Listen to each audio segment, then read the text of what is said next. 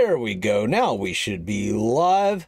Hello, everyone, and welcome back to For the Minions, the weekly show where we talk about a variety of third-person MOBAs. This week, we're going to be talking about the addition of Crunch to Overprime. We'll get into some Ethereal news with Kalia and a little bit of website news with Dante. And then we're going to talk about the newest patch coming to Pred. They released the patch notes, and it's going to be a long. That's going to be a long section. So we're going to save Pred for last. I'm your host, the Mangoose. Joining me, as always, is my friend and co-host Jelly Knees. How you doing, Jelly?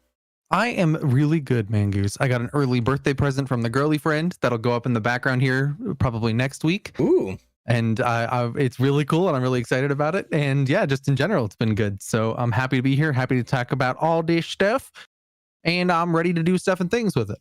Yep. If you guys are wondering why Jedi is not joining us this week, Jedi just hasn't been playing the games a whole hell of a lot. Just he hasn't had a desire to, so there's no reason to bring him on the show if he hasn't been playing the games enough to really talk about them. And I talked about with him. I'm not dissing Jedi for not wanting to play the games. If he doesn't want to play the games, he doesn't want to play the games. And I certainly don't want to be the one to force somebody into playing something they don't want to just so they can do my stupid update show. Except for me, he'll force me. He doesn't care about me. Yeah, Jelly has to.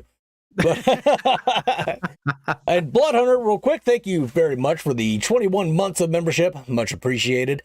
And let's get right into it. Let's talk about Crunch and Overprime as soon as I can swap over to the media source. Professional streamer, everyone. I'm not doing so bad. Not doing so bad. At this point, we need to invest in getting him a stream deck so he can just put the buttons on there. I don't want to do that. And have more professional streams. I don't want to do that. I want to do that. Okay. So Crunch has been added to Overprime. I feel like he's a pretty good addition. Like, he's not overly strong, but he's not underpowered like Wukong was. Feels a lot like Iggy when Iggy first came out. Just, a little bit overtuned, but not massively such so that you couldn't beat him. Crunch is about the same way. Not overly tuned, but not massively so that you can't beat him. What are your thoughts on Crunch in Overprime, Jelly? Yeah, I think very similar to what you just said, right? That he fills his own niche very well. He's not terribly overpowered. He's not terribly underpowered. I think he's weaker than Iggy was on release proportionally. I think Iggy has a lot more effect on the game than Crunch does, but I think Crunch is in a good spot overall. If anything, I'm surprised. I don't know how to phrase this. Do I want crazy overpowered characters on release? No. But I'm surprised that we haven't had one, realistically. Like, Iggy was not overpowered. Xena was probably the closest, and even then, she wasn't terribly overpowered either. That's not true. Narbash on release was terrible. That guy was the best character in the entire game. If you had 10 Narbashes, you'd win everything. Yeah, but even that was in their like betas and stuff. That wasn't even in the final iteration of the early access iteration of the game that we're in now. I quite like him. He just doesn't do anything that Grux can't do. Mm-hmm. It's that sort of thing. So he hasn't had like a massive impact on the game. But he is fun. I know people are going to give me shit for saying this. I like Overprime. I mean, I like Crunch and Overprime more than I like Crunch and Predecessor. Simply because in Overprime, your time to kill is much longer. It takes a lot longer to kill anybody in Overprime than it does in Pred. So you actually have time to weave in some combos. Like Pred, you go in with Crunch, one combo and people are dead, or you're dead. Like it's one or the other. You don't get a chance to really take advantage of the flexibility of Crunch's kit. Whereas in Overprime, you can weave in some things. You can weave in the forward crunch so that you can push people back. Throw in usually you're just going for that uppercut, but still you're able to get multiple uppercuts or multiple combos into a team fight with them in Overprime, which I quite enjoy. It feels more like old Crunch to me whenever I play Overprime. Yeah, I feel the exact same way. And I think the itemization in Overprime actually fits Crunch better as a character, right? We've talked about wanting more items from Overprime for sure, but something like Marauder's Watch in conjunction with his ultimate passive, which is that they both on basic attack will lower his cooldowns. Mm-hmm. It means that late game, you're throwing one basic attack and you get 2 abilities back up because it's just knocking a full second off every time you hit a basic. And that feels incredible. I had a game the other day where it was basically like this is not the names of them in Overprime, so don't be looking for that. But it was basically left crunch, basic attack, right crunch, basic attack, left crunch, basic attack, right crunch, like just perfect back and forth between abilities. So much fun to use. Yeah, pretty cool addition. Just in general, it's kind of a general malaise for me for Overprime. Like I've mentioned before, I've been having FPS drops ever since the patch. A lot of optimization issues for me personally. But I've also, a lot of subs have spoken up after I said that in some posts and stuff, and have said that they also have been having a lot of problems with the with optimization since this last patch in Overprime. And that coupled with crunch didn't shake things up enough. And they haven't really changed the game in a major way in a while. So it's Overprime's getting a little stale right now. Ranks are pretty much set in stone. I think they're going to reset the ranks next month, or maybe even this month, but it should be soon, which would be really nice. I heard that somewhere. I can't confirm it.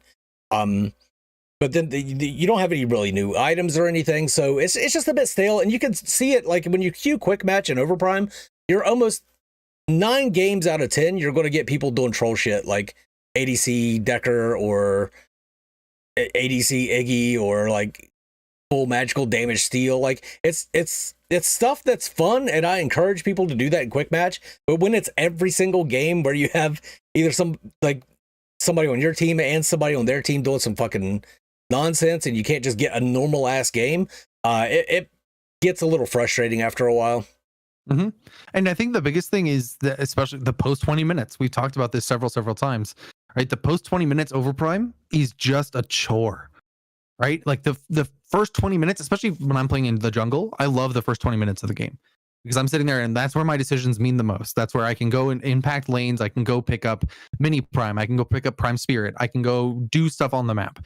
Post 20 minutes, what am I doing, right? It's everybody's waiting to get a pick to go to prime, to then throw at prime to lose the game, right? So like it doesn't, there's nothing post 20 minutes that gets me excited about the game or that lets me really force my hand into a win, even if my team's drastically ahead, right? Like it's definitely a game of waiting for one team to mess up more than it's waiting for one team to win.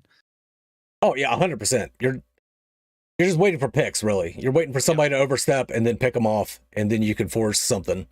But if both teams are decent, neither one is going to step up past that halfway of the map mark and get picked like that. So yeah, it goes pretty stale. It was yesterday morning where I was on jungle, the enemy jungler, right? And it was basically everyone goes to prime.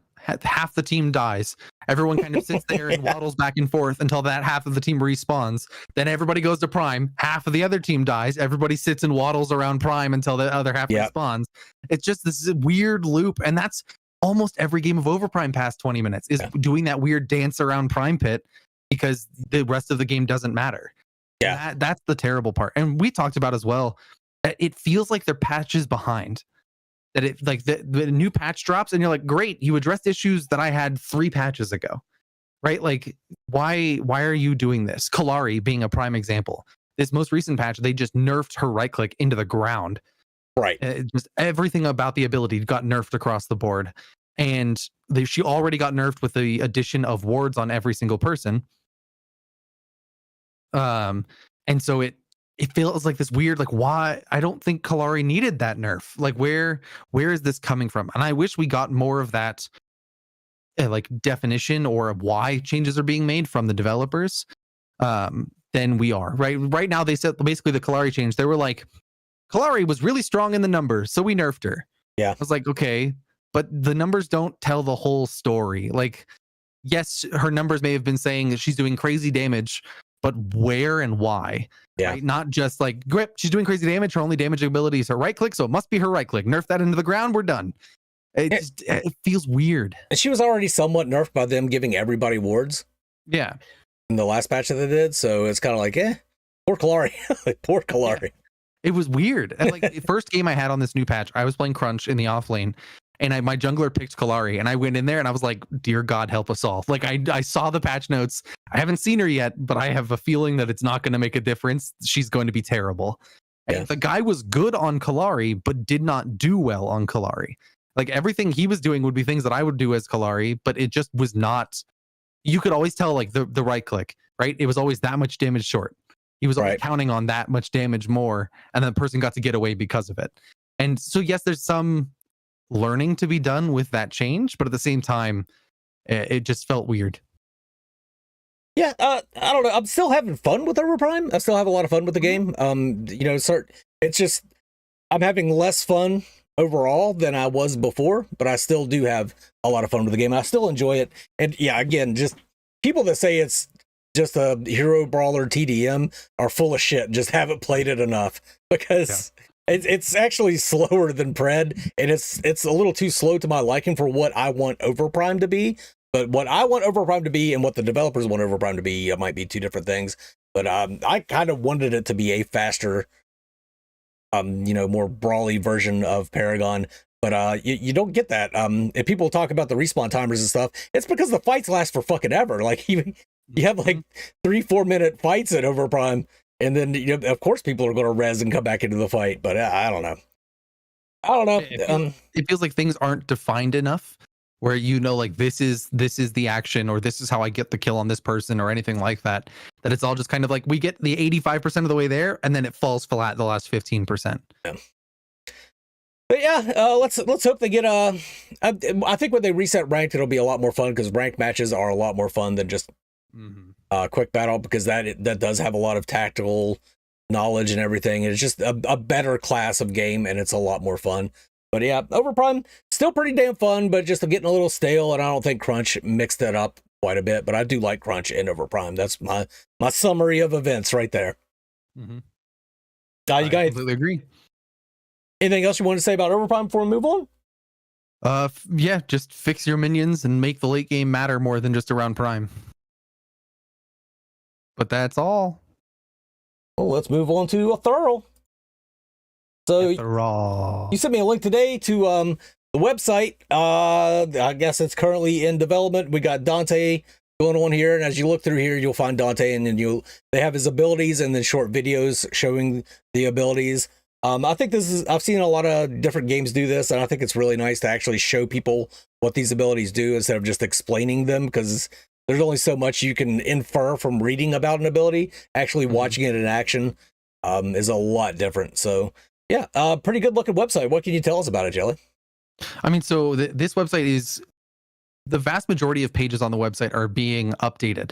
Not necessarily changed, just kind of given a facelift to go through the new phase of development that Ethereal's entering, in terms of like just getting closer to a release, and then just the gaming market in general, right? The website fit kind of an old style of website design, whereas the new one's going to fit more of a new style of web design. So really excited about that. Each of the myth pages are getting updated to a similar style to this Dante one, but each one will have a little bit of unique area to itself. But overall, just a kind of facelift to the website across the board. Nice. And yeah, it's been a while. I know they've gone back and forth even before you joined them with the website, and different designs and different iterations of it. Hopefully you guys finally settle on something that you enjoy. Yeah, I mean, hey, the benefit of this one, Mangoose, is that I designed it and I'm implementing it. So if it's not something I don't like, it's my own fault, right? That works. But so yeah, so we're gonna have the homepage be updated. We're gonna have the myth pages. There's gonna be a whole bunch. I was working on that a lot today as well. So excited to get that out into everybody's hands and have that available on the website for everyone. And a lot of the stuff with the website as well that's going to come down the pipeline is partly what I'm also setting up for, like the builder. That's something I built my own builder in the past before I joined the team, and integrating that in with the new website was important to me. So I'm kind of setting the groundwork in order for that to happen as well. I love having just a builder on the website. I think that's such a great idea. That's helpful to a lot of people. Yep, absolutely. And then we have the cheat sheet for Kalia for all of her abilities. If I can get it set up. There we go. So what can you tell us about Kalia's abilities? Oh, dude, I love Kalia's abilities. So we talked about this briefly last week, just very generally when the gameplay video came out. Now this is the full ability spec sheet, right? So it goes through her passive, her abilities, how her passive affects all of her abilities, and all of that stuff. And so it's just like we talked about last week, the passive, every time she maxes out an ability, she's going to gain an additional effect on that ability or buff one of the effects that already exists. And then when she maxes all of her abilities, her passive itself gets upgraded and buffs her entire kit across the board. So that's when all abilities are maxed, Kalia gains magical power permanently from her passive. So still, I love that that's a thing that's integrated into the passive itself. The passive upgrades itself as it itself gets maxed, which is a cool idea. And then going through her Q, that's that little ball that goes out and explodes, dealing damage.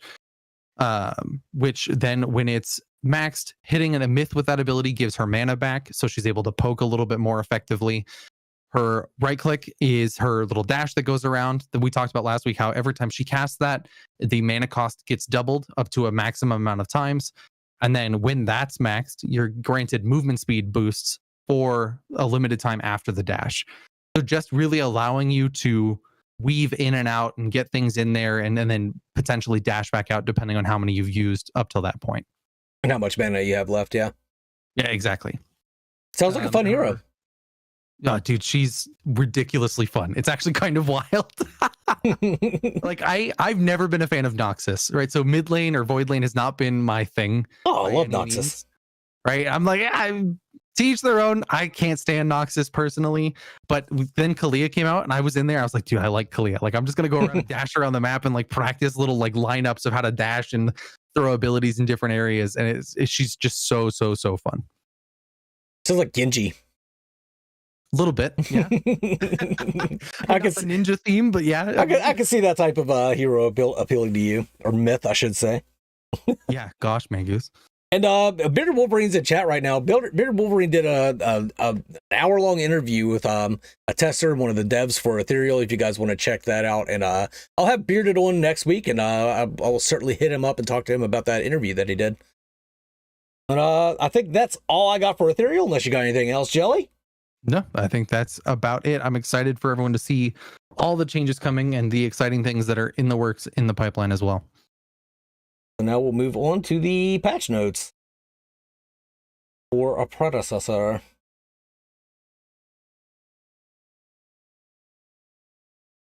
All right, so Predecessor put out their patch notes for version 0.4.3. A lot of this patch has a lot to do with realigning ADC build paths, because right now it's crit. Everybody builds crit. And they're trying to make it to where you can go a crit path, you can go a pin path, or you can go an on-hit path, which I think on-hit builds are just fun. And then assassins and fighters are assassins. A lot of the assassin items, it seems, got a pretty big boost. We didn't get any new items. However, they completely redid some of the items to the point where they might as well be a new item. I'm pretty excited for this. The Fangtooth changes from the last patch really shook up Predecessor and made it a much more enjoyable game. And actually, on that note, Mangoose, I want to talk about what chat was talking about, the post 20 minutes of Predecessor. Okay. Being originally similar. Some people were saying it's similar to post Overprime 20 minutes. And I would say that after the Fangtooth changes, I don't agree as much. I think there's still improvement in the post 20 minutes game for both of them. But I think the Fangtooth changes have made a really good impact on the game, and letting games we're getting more games that go past 20 minutes. So people are going to say that the post 20 minutes is terrible because now games are going past 20 minutes instead of people surrendering. Yeah. But I think the new Fangtooth changes have made Fangtooth a better objective to cause more natural team fights to happen. The lower time to kill means that you're able to do more off of those team fights. But there is definitely still room for improvement, I think. But I don't think it's nearly as bad or as nearly as noticeable as Overprime's post 20 minutes. If they could do something to, I think what the problem with Predecessor is, pre 20 minutes, it's a bit of a slog. It's just a farming simulator for 20 minutes, and then there's fucking gut-wrenching fist fights and over one objective or another. I think a lot of that has to do, and I've been talking about this with my chat and with a lot of different people, the mini prime, the baby prime, something needs to be done with that to make it a better objective for people to fight over. Because right now, like, you see in competitive that people will all rotate over and take that mini prime. You hardly ever see it in just a regular game. If you queue up solo, you hardly ever see anybody take mini prime unless it's like Chimera that can solo it. Like, and it's very rare. See, to me, I think that's the issue. Is mini prime is a harder objective to take than the normal Fangtooth. And then primal Fangtooth is a harder objective to take than mini prime. Mm-hmm. And then big orb prime is harder to take than that, which I like the idea of the ladder of succession for these camps. But with Fangtooth being so important, why am I going to take the harder camp that gets me less for my team over the easier one that's going to give me more? Right. In the long run of the game. And I think mini prime should be that first rung. Right, that mini prime should be a relatively easy thing to take. If I am the offlaner, I kill my laner and I go over and I granted I should be decently strong, not crazy strong, but if I kill my laner, I should be able to go over and transition that into a mini prime take, right? Because then I'm able to use that advantage to benefit my team just by myself. Mm-hmm. Whereas right now, unless you're Chimera, you basically need 2 people minimum to go take that mini prime.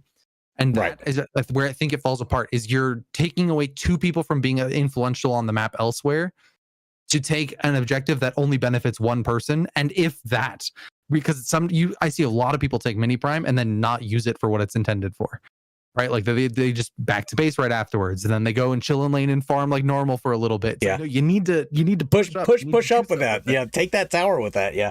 Yeah. So I think the reference for this would be Rift Herald in League of Legends. Rift Herald in League of Legends is a objective that's in the main Baron Nashor pit pre 20 minutes. When you take it, you're able to spawn it and it charges the tower and deals damage, much like Prime. What is it called? Prime Underling and Overprime, where it charges the towers. I'm not telling them to make it charge the towers. I don't think that's the solution here. But the thing with Rift Herald in League of Legends is it has a weak spot that comes up every couple seconds. When you hit that weak spot, it does a percentage of its health and damage instantaneously. The objective, if you didn't hit the weak spot, you're going to take a bit of damage from this fighting it. But if you do manipulate yourself to go hit the weak spot every time it pops up, a single person can take it relatively easily, right? They're going to take some damage, but it takes their time away from something else. And so top laners all the time can go down and take this solo, then take it back to their lane and use it effectively. Or a jungler can go take it solo and then use it around the map wherever they need to. I think a weak spot mechanic on mini prime, where it's still a difficult objective to take, but you have a way to take it that is an achievable process, could make that a lot more accessible to more people in the game, junglers and offlaners alike. And then you can have it be more impactful because it's being taken much more often. See, I was thinking of it in a different way. The way I was thinking of it, like I think you're thinking it needs to be a little easier for like the offlaner to go ahead and take. What I was thinking is make whatever happens whenever you take mini prime significant enough that if the team goes to Fangtooth, you know that you can't contest that. Going to mini prime is a viable option for your team. Because right now, if you can't take Fangtooth, you just fucking farm your lane because that's going to get you ahead more than taking mini prime. Like if some sort of team-wide gold buff or weakening of minions and of enemy minions and towers, something to make mini prime worth taking and make it a viable option as opposed to Fangtooth. Because right now Fangtooth is just so much more important. Even though the buffs you get now are the first 2 buffs are not that great, but you're trying to advance your Fangtooth buff cycle to the point that it is something extremely important, and mini prime just gets left behind. And with taking Fangtooth, there is absolutely a psychological element to it, where if I'm the team that has 0 Fangtooth buffs and the enemy team has all 3, there is 100% a psychological element to that primal Fangtooth coming up and me thinking my team can go take it. Yeah, Mangoose, what do you got? I'll bring it up after you're done. I'm sorry. Okay. But there's a psychological part of that where my team is less confident to go fight the Fangtooth because there's less of them, or we have less of them rather.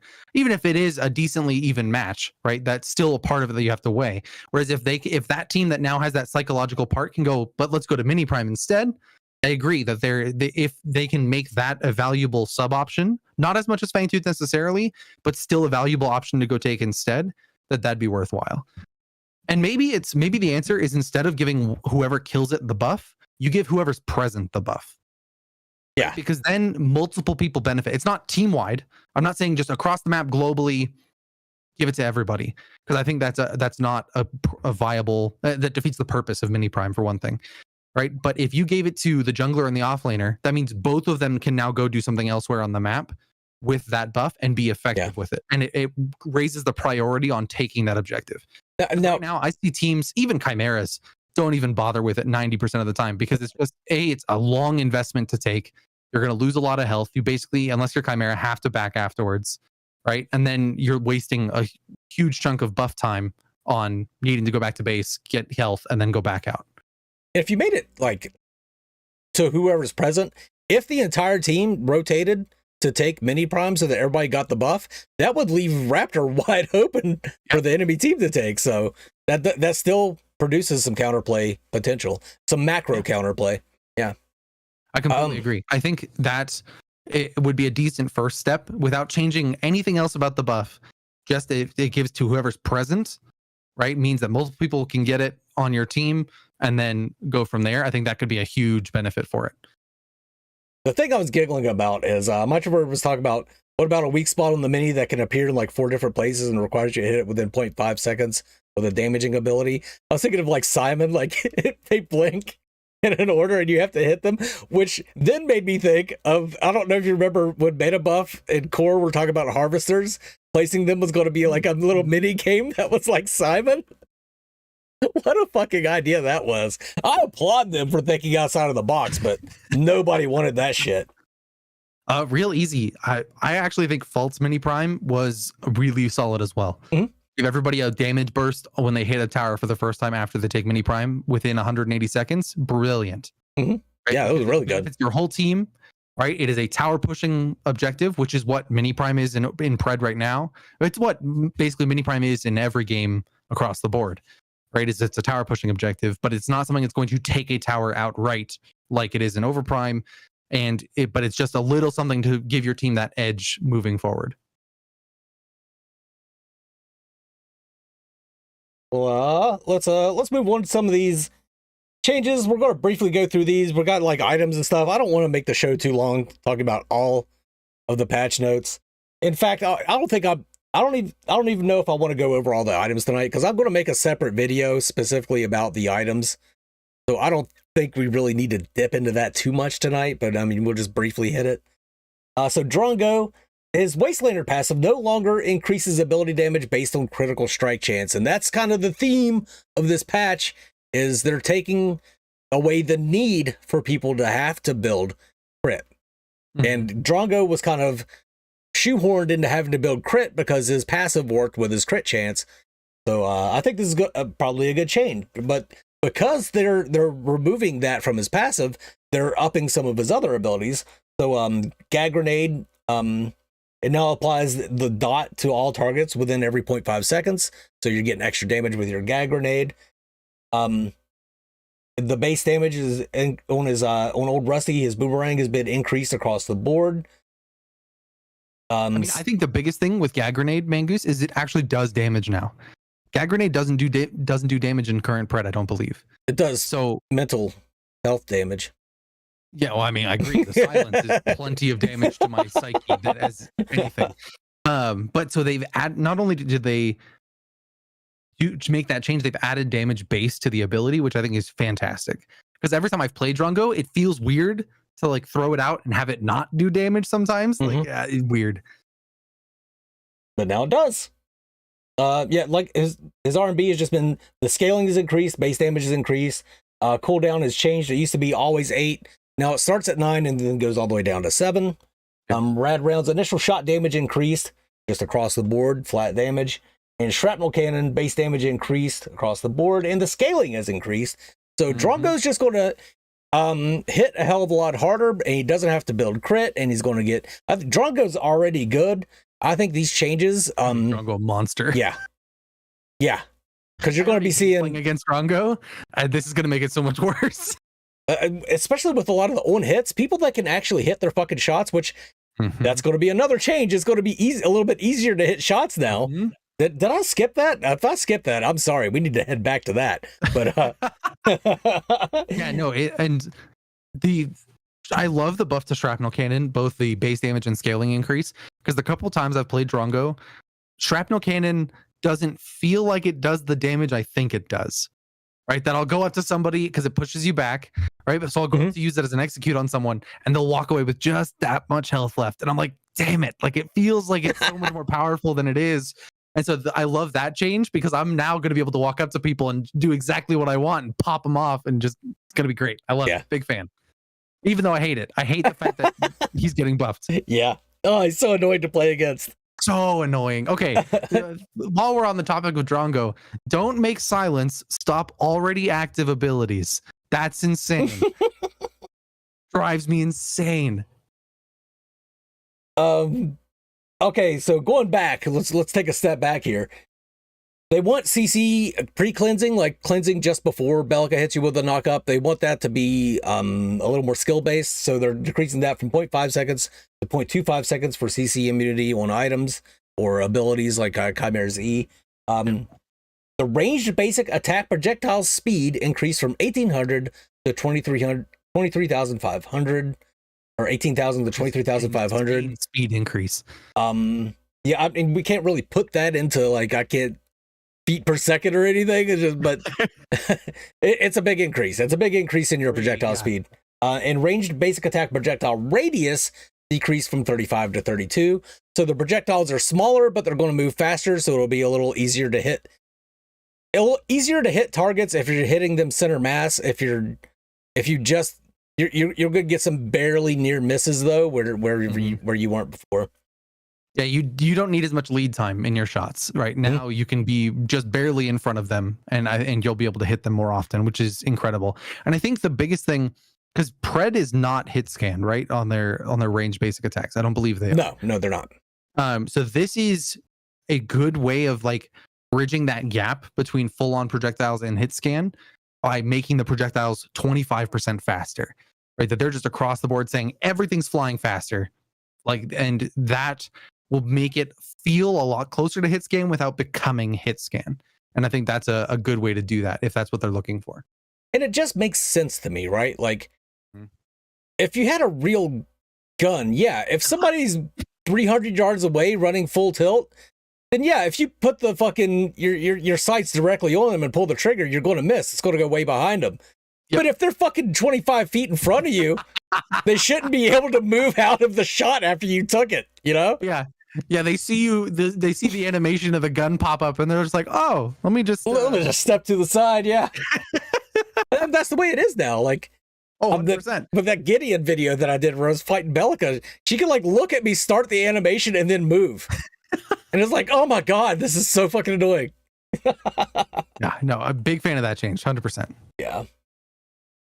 Gadget base. They were saying the gadget was a little too tanky, a little too viable early game, so base health decreased from 600 to 580, and her passive, this is a shield that she gets whenever she takes damage that explodes after it gets shredded. The max mana scaling decreased from 12% to 10%. Base damage decreased from 80 to 50. So she's getting a smaller shield, and it doesn't hit as hard. Yep, I think that's a decent change. Gadget is one of those that has been a little harder to kill. I'll be curious to see if this was just right or if this was maybe a little too much on that other side of making her squishier. But overall, I think it's a good change. Yeah, I think it's a good change too. Gideon, they're saying that he's still being able to build tanky, but also deal a bunch of damage. So the base damage for Black Hole, his ultimate, has been decreased just across the board. And the scaling increased from 240 to 261. So early game, it's not going to hit nearly as hard. This thing would delete you if you were caught dead center in it. But late game, I think it's going to hit even fucking harder. I mean, it's gone down from 1080 to 900 base damage late game, but with 261% scaling, after he gets a couple items, that shit's going to be hitting hard as fuck. Yeah, seriously. there was you reading that just now. You said it was the black hole, right? It's his ultimate. But for whatever reason in my brain, that was his Q. So I looked at the numbers and I was like, it does 1,000 damage at level 3. I was like, holy shit! No wonder Mangus plays that guy. Yeah. And then I looked at it, I saw the R. I was like, right, okay, it makes a lot more sense now. The black hole is ready. Muriel, consecrated ground, or E. Base shield decreased just across the board. They just think that Muriel is a little too strong now after the buffs, and I kind of agree. Kind of agree. I mean, after they bug fixed the items that she builds and then buffed almost every single one of her abilities, yeah, no surprise now she's suddenly popping off on people. I think the interesting thing with this change in particular is that one of the item changes they're making later on is that breach is being removed from the game. And that is that to me is a little makes me nervous. No, it's fine. It's fine because they're tuning back her base shielding just a little. I don't think it's fine. It seems like a weird item to remove. But yeah, they're like, yeah, Muriel's busted, so all of you people that want to play against her, sucks to suck. Like, move on.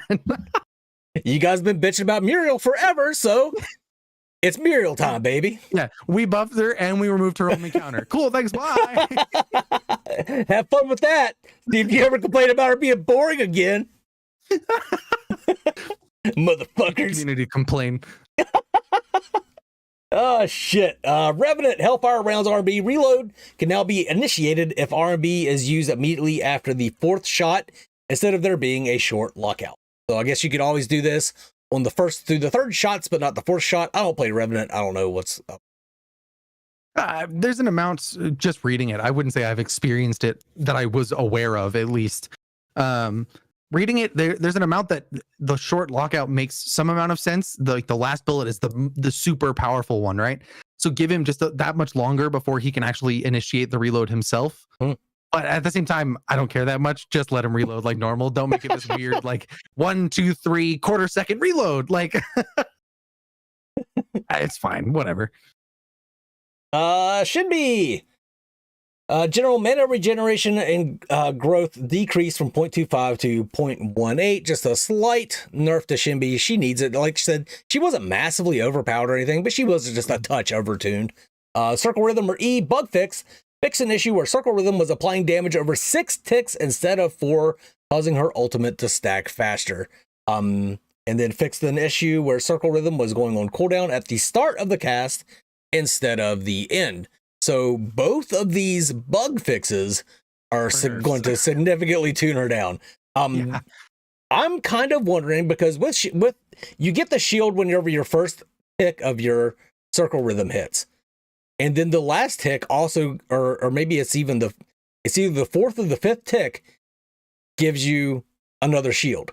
So you get double shields. On cast and then on end, you get a shield for both sides for ability. Right. And I'm kind of wondering if by removing these last 2 ticks, if that's also going to remove that second application of the shield. I wouldn't think so.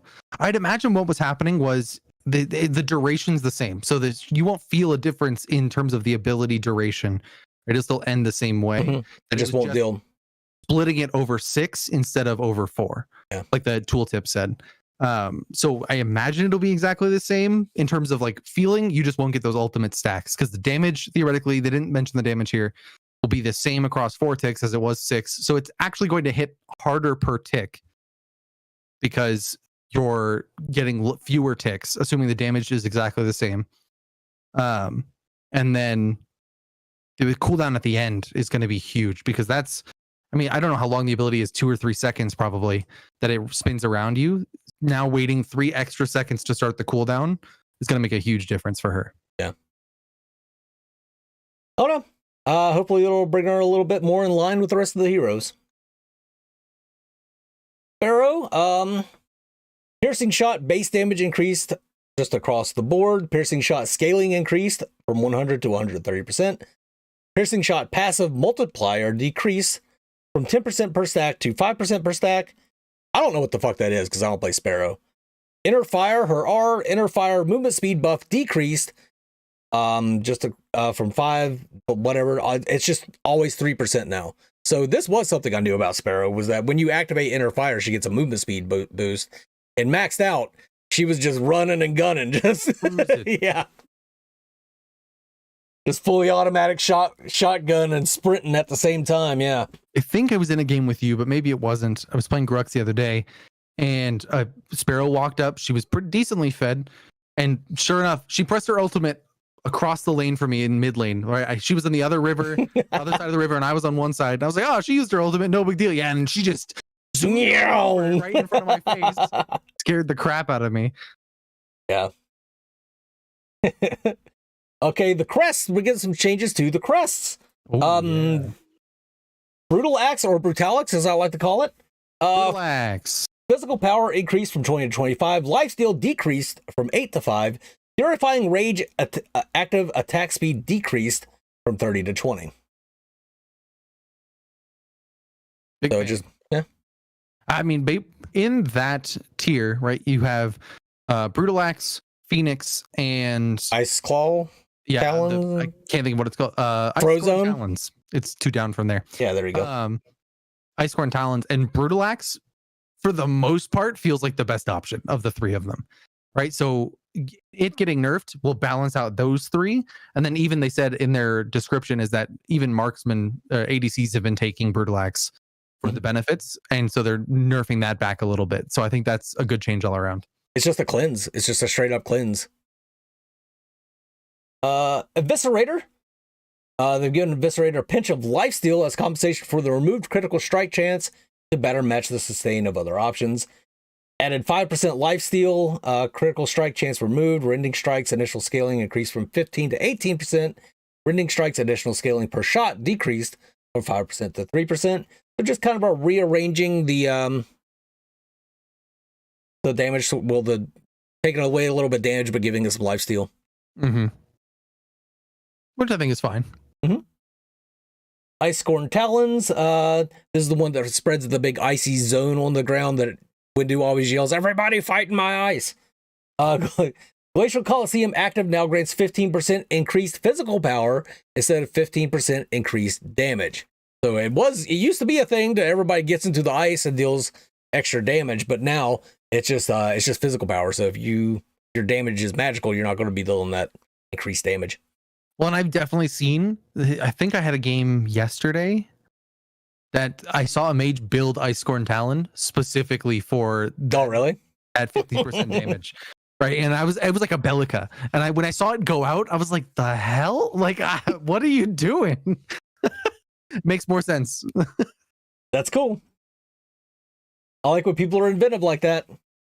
Liberator is also receiving some compensation. Physical power increased from 10 to 15. Lifesteal increased from 5 to 8%, but the critical strike chance has been removed. That's just kind of the theme for this entire thing. They're removing crit from stuff or increasing it just slightly on others. Well, and they're removing crit entirely from the crests. Yeah. So instead of 4 items in a crest to get 100% crit, it'll take you 4 to 5 items total and without the crest. So I think that's a great change as well. It'll mean that like you're not just always getting crit just by existing, which incentivizes you to get more later on. Instead, now you, like you said earlier, you have build path options, which I think is a good way to do it. Ortis, which I didn't know existed, don't know what the fuck it did before. New Limit Breaker active rework to the Limit Breaker upon activation gained 20% movement speed and 10% increased physical power for 6 seconds. Takedowns within the duration permanently grant 3 physical power and refresh the duration on a 90-second cooldown. So if you could pop off and get like 3 kills, you've just permanently increased your physical power by 9. Or your yeah. Incredible. I like you said, I didn't know this existed, and that I've seen it and been like, yeah, Witch Stalker. Well, I mean, it's new. Like this is the new version, so I think it probably would have caught our eye. We would have seen it a lot more had this been the original version. Exactly. Pacifier physical power increased from 15 to 20. Critical strike chance removed. Just same as all the rest of them. Here's an interesting one though. Reclamation. Not only is it working again, but now it's working with added haste. The physical armor decreased from 20 to 12. Added 10 ability haste. And new Purify active Cleanse and heal yourself and nearby allied heroes for 150 health over 3 seconds on a 150-second CD. This is going to be so freaking strong when supports. So, like, I'm thinking, like, even Steel and Richter, who you traditionally get the engage option, I would much rather have this. Yeah. Narbash, Steel, Richter, 100%. This is a great item for all of them. Now Narbash can not only heal you and give you movement speed, he can also cleanse you of all of your debuffs while healing you. What Narbash wanted. Yeah. The Song of His People is getting stronger. Yeah, that is nuts. That's going to be a great option right there. Silentium, losing 20 haste, whatever. Magical armor decreased from 18, 10, added 10 ability haste. Now, I'm not even going to look at these tier 1 and tier 2 items, even though a lot of the tier 2s in Predecessor are very important. Brimstone comes to mind. But yeah, I mean, they even mention it in a lot of them is like the tier 2s are almost too valuable. Yeah. Right? Like it's kind of wild the power spike you can get from some of the tier 2s. So yeah, they've changed them a little bit to be more in line with what's expected. For the tier 3 changes, what I'm going to tell you right now, what I've discovered from trying to like work through these and looking at the old version versus the new version, if it says reworked, it's completely reworked. And if what they have stated here is what the item is now. Yep. However, if it doesn't say reworked, if it says like added 25% crit chance, that doesn't mean that everything else was removed.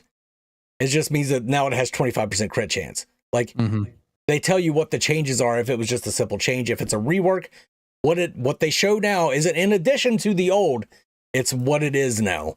But again, I don't really want to tonight go through every single one of these. Just in general, they took movement speed used to be on several ADC items, just 3% movement speed.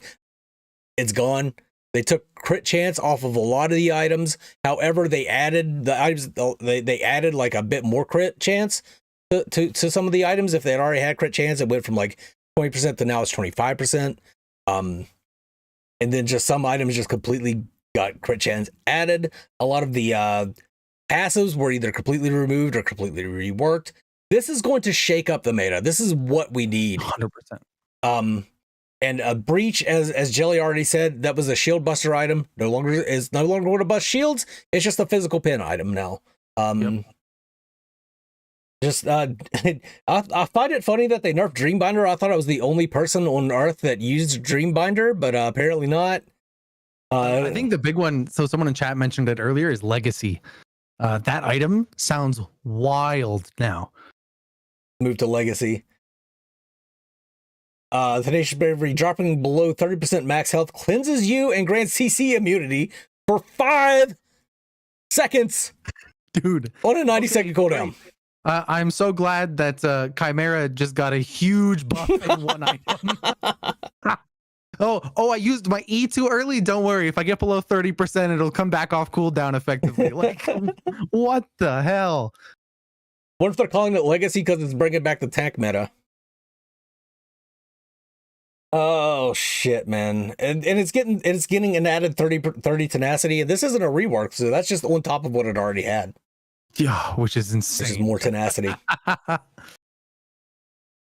Yeah, a lot of I love that they are adding what is it? Yeah, Stormbreaker has the lightning that now jumps between targets after it hits. It always had that, but now it applies on hit effects. Yeah, sorry. But I think that's incredible. I'm definitely happy that they're reworking Megacosm. Let me get to my realm of what I know what the fuck I'm talking about. Megacosm was a mage item that was extremely busted because whenever you would reapply it, like whenever you hit an ability, you deal like you apply a health based burn to the target. Whenever you reapplied it, it would just instantly hit them for half of that burn damage just up front. So you think like Faye with Untamed Growth, that hits over and over again really fast. You're just pinging tanks down so fucking fast with her Untamed Growth when you had Megacosm. So they changed it now. Yeah. Shimby Ultimate, Shimby's Circle Rhythm. gadgets seek and destroy. There's so many examples of Megacosm just being busted. Gideon's ultimate. But the new way it's going to work is it's going to deal more. It's going to be 5% of their maximum health if you reapply it as magical damage, but it's going to be on 8-second cooldown. So you can't just continuously reapply Megacosm. This was a much needed change. That item was way too. Yeah. Oh, insane item. 100%. Anything in particular you guys want to go over?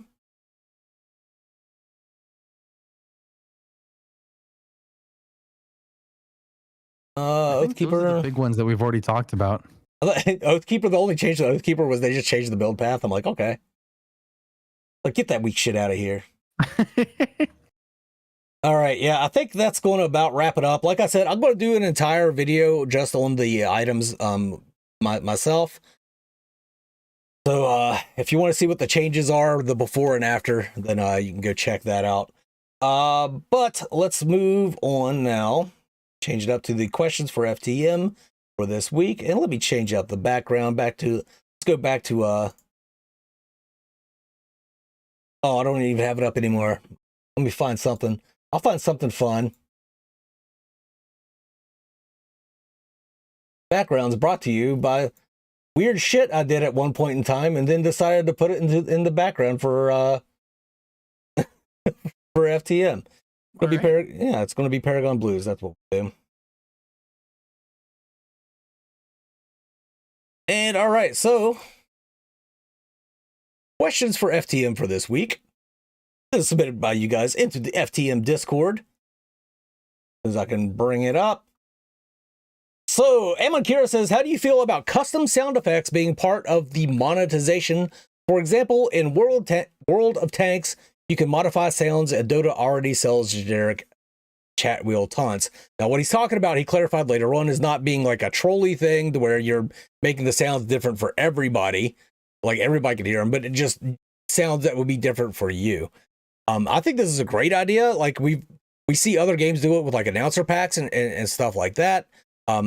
This would be just like on abilities, like certain abilities would sound different to you than they would everybody else. I don't know how hard this would be to implement, but I think it's a good idea. I think anything that helps them with their monetization, as long as it's not stupid overpriced, I think is fine. What do you think, Jelly?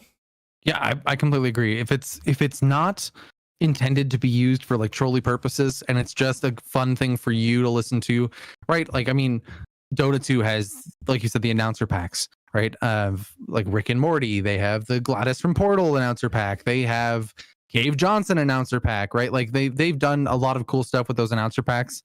Mm-hmm. And I'm sure the potential is there for other sounds to do the same thing, even though it just affects your gameplay. If it makes it more enjoyable, and I mean, honestly, let's be real, if it makes it more enjoyable and the company makes more money off of you, that's a win-win for everybody. Yeah.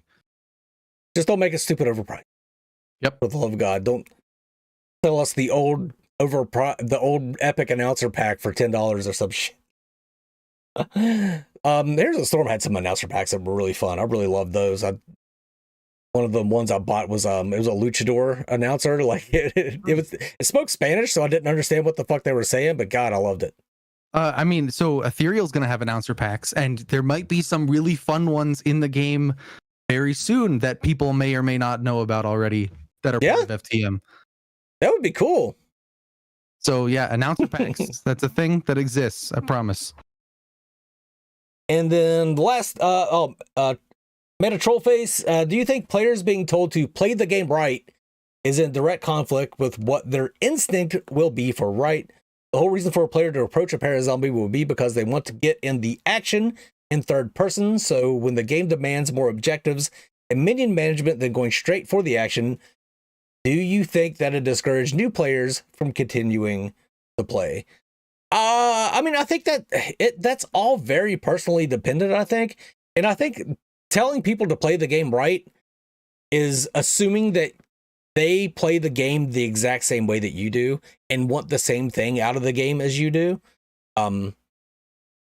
So yeah, I do kind of hate when people tell you to play the game right, even though I complained earlier in the show about how there's always troll picks and Overprime every game now. Like, that gets a little frustrating once every time. But if somebody wants to do some crazy shit and it's not like ranked or anything, hell, even if it is ranked, who gives a fuck? It's a video game.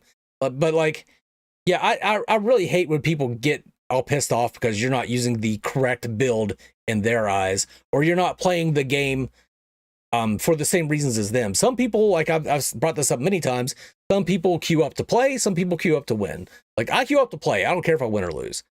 But some people get just really pissed off and angry if they're not winning and they're just not having fun. And I'm sorry for them, but that's not why I play the game. And I'm sorry that if we're not winning and that's the reason you're playing the game. But I don't know. Play the game right is just so subjective. What do you think, Jelly?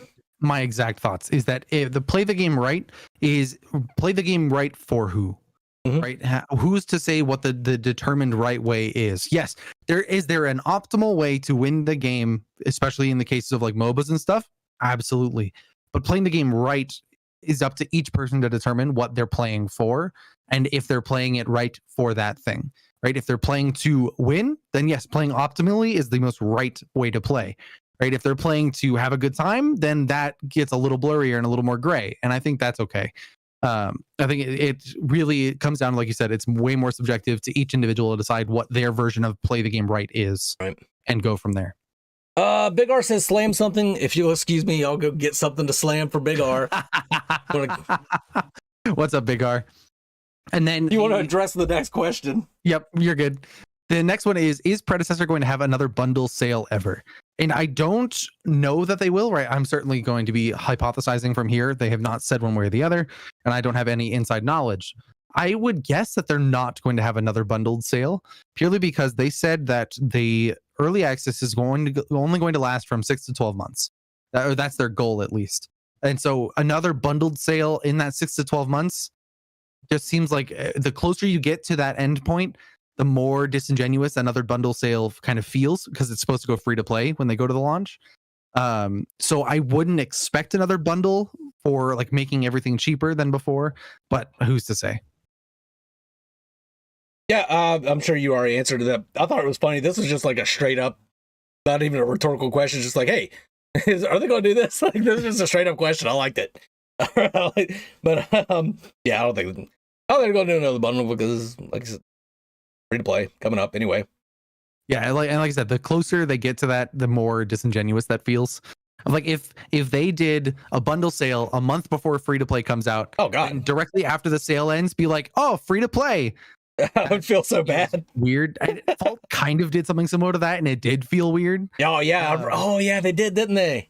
Yeah, where they like put the game on sale and then right afterwards, or no, they did a free to play weekend and then right after the free to play weekend lowered the price or something. They did some weird pricing nonsense with faults, and I would hate to see the same thing happen with Pred. Yeah, 100%. I don't think it's going to happen though. They got their way to monetize right now, which I don't agree with, but it is there.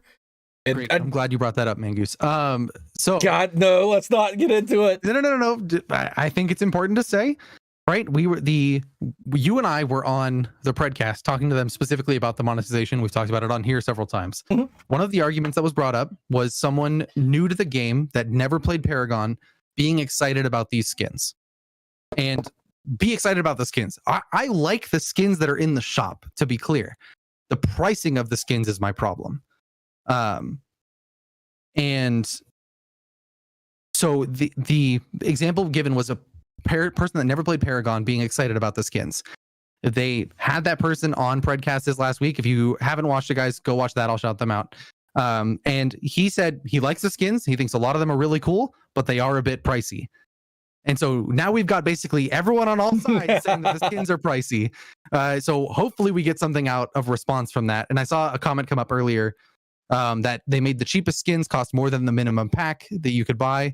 And the backlash made them change it within like an hour with a hotfix, which they did. They fixed the pricing. So the lowest pack can buy the lowest skin, which great change. Now just bring all the skins down to a more acceptable level in terms of price.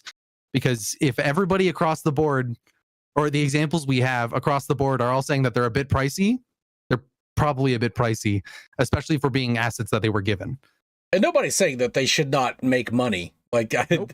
that always comes up. We're not saying that they shouldn't make money. We're just saying that the prices that they've put on stuff is probably a little too high. But yeah, I think that's going to wrap it up this week. I think we covered about everything. I'm glad I made that top fly decision not to cover every single fucking item, or we'd be here all night. Two quick questions that are in the chat for us, Mangoose. What philosophy do you support when it comes to balance? What find the baseline item or hero and balance up or down to them, or baseline based on feedback and win-lose data? I think baseline based on feedback and win-lose data is a little bit better than anything else. And I think the win-lose data needs to be taken under heavier consideration than feedback, because I think people can get very frustrated with certain heroes that aren't actually that good. So I know that seems kind of fucked up of me to say that we shouldn't listen to what people think about the game, just look at the data. But and I do think we should listen to what people have to say, just not as much as what the data proves. Yeah. I mean, I think I agree with you. I think honestly, each and every part of that is important, right? But I would say to various weights. I think the data should be weighed the heaviest. If everybody's saying like, or if the majority of your community is being like, you know what, Kalari's absolutely busted, she's insane, and then you look at the data and she's got a 45% win rate, you're not going to nerf her, right? Like clearly she's not winning games with that busted feeling that she has. But take that feedback into account of how can we make her feel less busted and kind of readjust that to make it feel better while still keeping her either in the same spot or buffing her if she truly does have that lower win rate, right? Like, so I think it's important to find out, like I said, weigh each thing into consideration, have a baseline you're shooting for. If that's 51% win rate, then have that as a baseline, but be okay with being slightly above or slightly below that as well. No one needs to be exactly 51% all the time. Right. And to an extent, there's an excitement level in making your game unbalanced. I said this with Fault before it died, and we've talked about it a couple times since then, is that changing the game up where some heroes are above that 51% line, using that as a base, and below, and then they flip spots, right? While, yes, it sucks when it's your hero. When you're playing Bellica and she goes from above the line to below the line, you feel terrible because you're like, that's my character. Why would you do this to me? Right? But now you've opened up another world of meta shifting and new characters for people to play and all of these things that is valuable to the game as well. There's just a fine line you have to find when doing that kind of changing. Yeah, I think it's great to just mix everything up every now and then. Not to the point that Epic did with Paragon. Like, they just completely shit-canned the previous version of the game and did a new version twice, which is a little overkill, but I do like just mixing shit up. As mentioned earlier, Overprime feels a bit stale right now because they haven't done anything that majorly affects the way the game is played, other than heroes that aren't brand new heroes, so they don't really, like, we know how they play from Paragon days, so it's not like that big of a deal. So yeah, something needs to, maybe Mako or Mako, whatever, coming next time is go with a brand new hero with a brand new kit. We'll mix things up a little bit more for Overprime. Yeah, I mean, Overprime's kind of falling into what we saw Fault do to an extent, in that a new hero would come out, you'd see them played a lot those first couple days, and then everyone would go like, oh, okay, well, they don't really change the meta in any way, shape, or form, so we're just going to go back to our old comfort picks, and you'd see the same 5 heroes on both teams, right? And Overprime is falling into that same trap where the new hero release only matters for the first couple days, and then you maybe see them sporadically afterwards. And I don't want to see that for them. Whereas Predecessor, I've seen Shinbi still pretty consistently. I've seen Countess still pretty consistently. I've seen, goodness gracious, Revenant still pretty consistently, right? And that same thing cannot be said for Overprime at the moment with their hero releases. Mm-hmm. Yeah. Joshua Buckley says, mix it up with game modes, but leave the core game alone once it's dialed. I think core game, yes, probably fine, but like Predecessor's doing with their items and just completely reworking them. I think that's the kind of mix-up I'd like to see to make you want to change the way you play and different, and not so you're not just playing the same goddamn game over and over again against the same fucking heroes that you faced the last time because they're just the best picks. Yep. 100%. Find a way to make the game feel fresh, whether that's new mechanical changes on the map, whether that's like Fangtooth was another one for that. Right, Fangtooth before was one way, but changing up Fangtooth has completely changed how the game is played and how you center around Fangtooth in a lot of cases. So I'm curious to see where that dials in and changes for these items as well.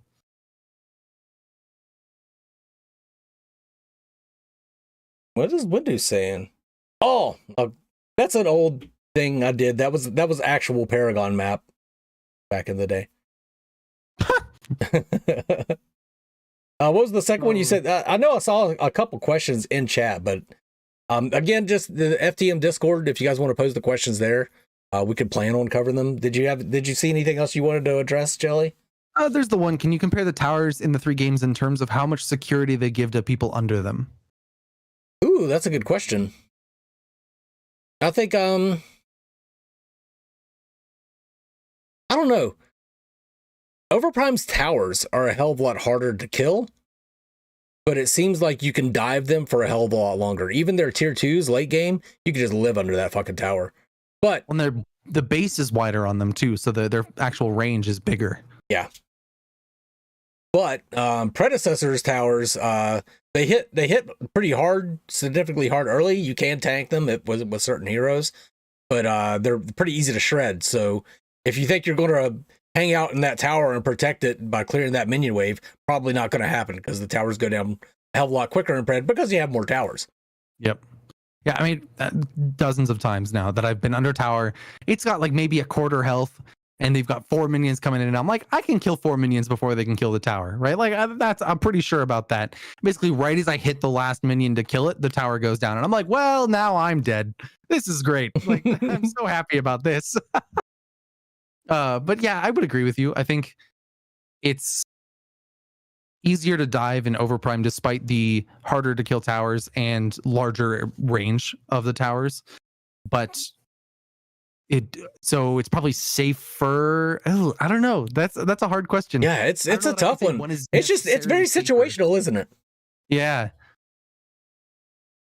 Yeah, I don't know. I've dove people under tower in both games plenty of times. So I told Mangus the other day I was playing Drongo that I would blink under tower and then use shrapnel cannon to kill them and blast myself out of tower range, which is so much fun. That's a tower dive technically, even though I'm only under tower for a quarter second total. Yeah, I don't know. It's like completing the kill, I think, is easier in Overprime, but actually getting out afterwards is a little harder. Whereas getting in there to get the kill is a little harder in Pred, but once you get the kill, you're usually right at the edge of the tower. You just take a few steps and you're out. Yep. Yeah, I would agree with you there.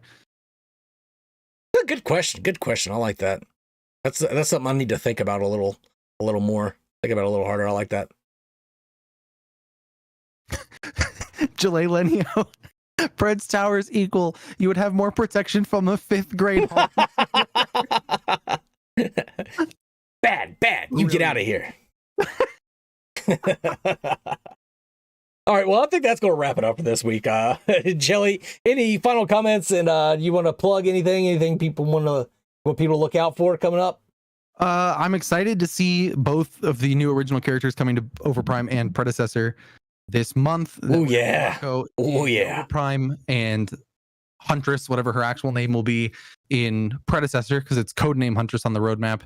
I think the biggest thing is for Predecessor that I'm excited about, aside from Huntress though, is spectator mode. The more I think about it, the more I'm excited for spectator mode to come into the game for tournaments and stuff to pick up. So then that you can really have cinematic in-game moments and shots of all of the stuff going on. So I'm really excited about that. That's it. I got nothing for this week. I'll be doing my thing. I think I'm almost done with Sons of the Forest. I'm still doing some things in the game, but I'd probably be 100% done if Jelly wasn't a fucking murder hobo. What? You killed Virginia and hit her body at the bottom of the lake. I have no idea what you're talking about. Where's the proof? See, I knew one of you sons of bitches killed her because I watched. The proof. Man. I watched one of you kill her with my own eyes. It's my hand that I did it. No, you cannot. Okay? I can show your confession in Discord. where I kept blaming your girlfriend, and finally you were like, "Nah, it was me. I killed that bitch." Oh dear. But anyway, I'll be back to playing Pred. I've been playing a lot of Overprime, just not on stream because again I've been having a lot of FPS issues. But anyway, for now, I hope you guys enjoyed the show. Thanks for hanging out with us all night, and thanks for watching this video if you got to the end. But for now, this is the For the Minion crew signing off. You guys have a good one.